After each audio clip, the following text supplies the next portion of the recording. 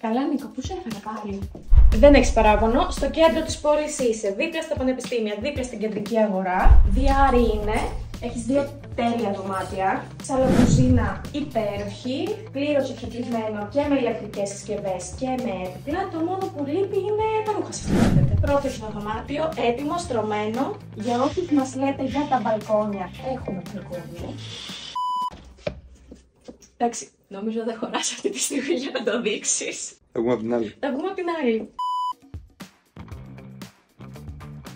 Δεύτερο υπνοδωμάτιο και έχουμε και ένα μικρό χώρο στο μπάνιο μας. Ντουζιέρα με καμπίνα. Υπάρχει παράθυρο στο μπάνιο, πολύ σημαντικό. Και στην είσοδο, επιπλέον αποθηκευτικός χώρος, μπαίνει και το πλυντήριο. Θα δείξουμε και το μπαλκόνι.